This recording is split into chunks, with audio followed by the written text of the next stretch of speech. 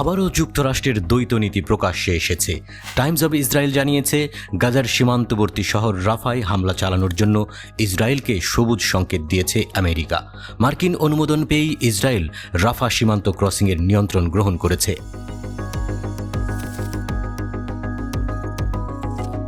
Biden প্রশাসন মিশরের সাথে রাফা সীমান্ত ক্রসিংয়ে ফিলিস্তিনি দিকটি দখল করার জন্য মঙ্গলবার ভোরে ইসরায়েলের শুরু করা অভিযানের প্রাথমিক অনুমোদনের ইঙ্গিত দিয়েছে। প্রশাসনের মুখপাত্ররা বলেছেন, অপারেশনের লক্ষ্যগুলি বৈধ, তবে সতর্ক করে দিয়েছেন এই মূল্যায়ন পরিবর্তন হতে পারে যদি আক্রমণের পরিধি বিস্তৃত হয় এবং গাজায় ত্রাণ প্রেরণের বর্ধিত বাধার দিকে নিয়ে যায়। হোয়াইট হাউস ন্যাশনাল সিকিউরিটি কাউন্সিলের মুখপাত্র জন কির্বি এক ব্রিফিংয়ে সাংবাদিকদের বলেন, ইসরায়েলি সমকক্ষদের যা বলা হয়েছে তা হল, গতরাতে এই অভিযান সীমিত ছিল এবং গাজায় অস্ত্র ও তহবিল পাচারের হামাসের সক্ষমতা থেকে বিচ্ছিন্ন করার জন্য ডিজাইন করা হয়েছে।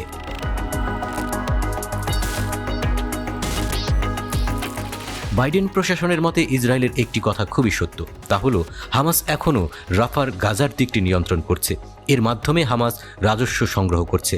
হামাস যাতে অর্থ সংগ্রহ করতে না পারে সেজন্য এই পদক্ষেপ গ্রহণ করা হয়েছে। অবরুদ্ধ গাজার ঘনবসতিপূর্ণ রাফা শহরে কার্পেট বম্বিং করেছে ইসরায়েল। একই সাথে তারা ট্যাঙ্ক বাহিনী দিয়ে রাফা ক্রসিং পয়েন্টের দখল নিয়েছে। ফিলিস্তিনের ইসলামী প্রতিরোধ আন্দোলন হামাস যখন মিশর ও কাতার প্রস্তাবিত যুদ্ধবিরতি মেনে নেয়ার ঘোষণা দিয়েছে, তখন ইসরায়েল এই বম্বিং শুরু করল।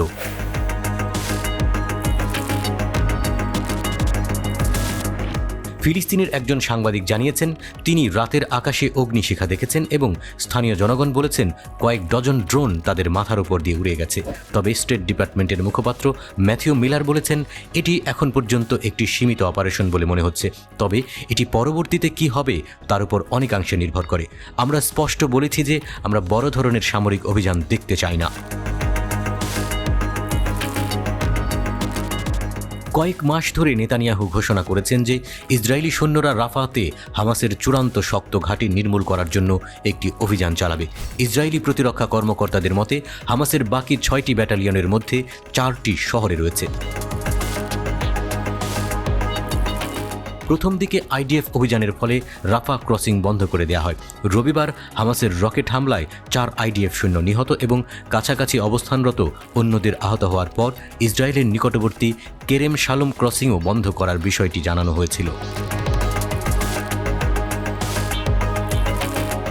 হোয়াইট হাউস বলেছে যে প্রধানমন্ত্রী বেনিয়ামিন নেতানিয়াহু একটি ফোন কলের সময় রাষ্ট্রপতি জো বাইডেনকে প্রতিশ্রুতি দিয়েছেন তিনি কেরেম শালোম পুনরায় খুলবেন, তবে মঙ্গলবার তা হয়নি।